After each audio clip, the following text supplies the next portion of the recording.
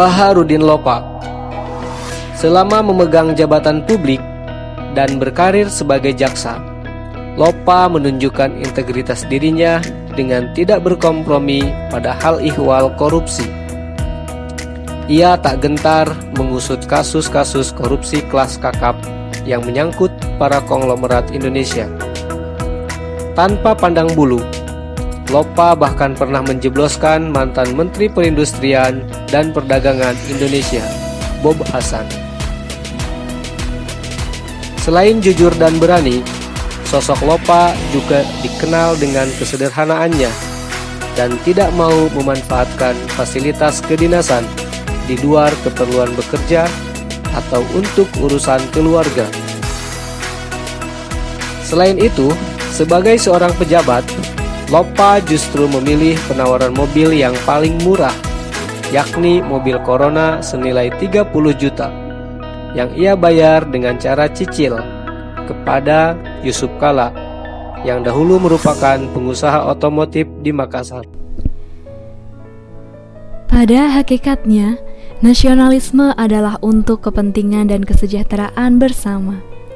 Baharudin Lopa adalah sosok yang sangat cinta tanah air. Beliau menunjukkan nasionalisme selama melaksanakan tugasnya. Saat menjabat sebagai Jaksa Agung, ia tidak pernah membedakan siapa yang dihadapi, baik kasus besar maupun kecil.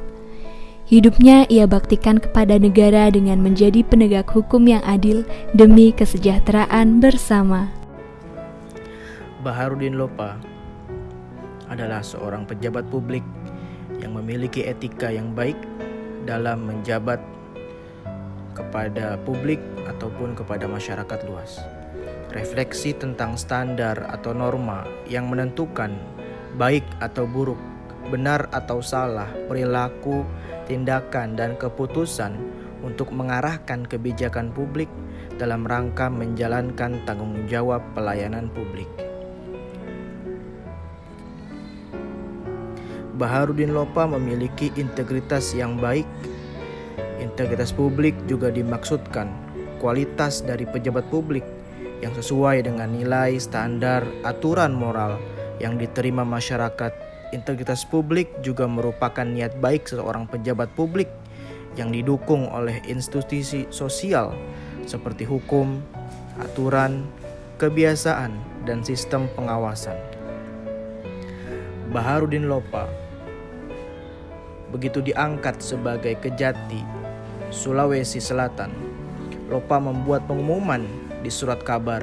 Ia meminta masyarakat atau siapapun tidak memberi sogokan kepada anak buahnya. Tindakan yang dilakukan oleh Baharudin Lopa ini adalah sudah sesuai dengan etika publik, yaitu memiliki sifat, memiliki tanggung jawab, memiliki kesopan santunan yang baik terhadap publik ataupun terhadap bawahannya.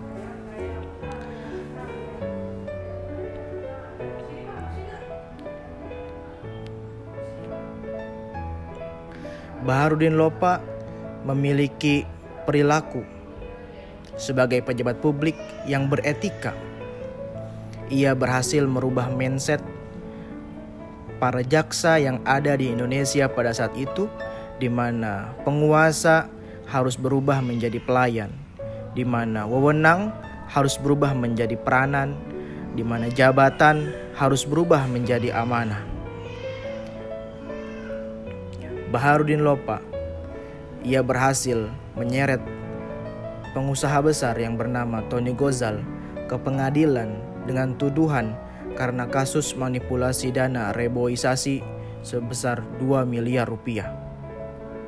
Di mana pada saat itu Tony Gozal merupakan pengusaha yang memiliki kerabat atau dekat dengan pemerintah pada saat itu. Baharudin Lopa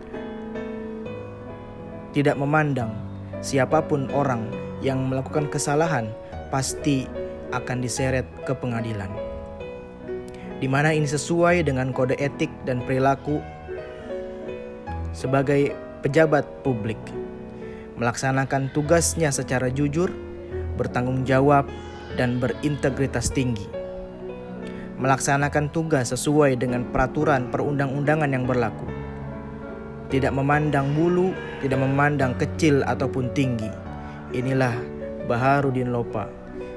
Baharudin Lopa, Indonesia ketika itu sedang terkena euforia reformasi. Penetapan beliau sebagai Jaksa Agung menjadi oasis di tengah gurun untuk penanganan kasus korupsi di era Orde Baru.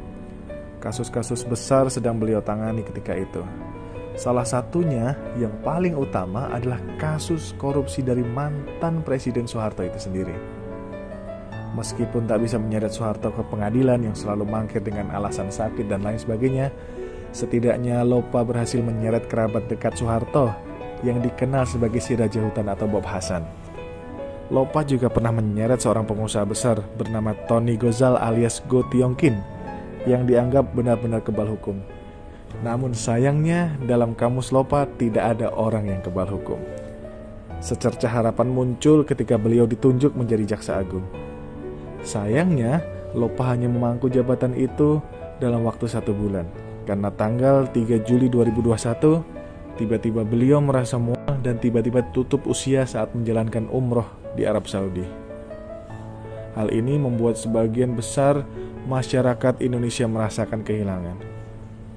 Lopa juga dikenal melahirkan kata-kata mutiara yang ia ajarkan kepada para bawahannya.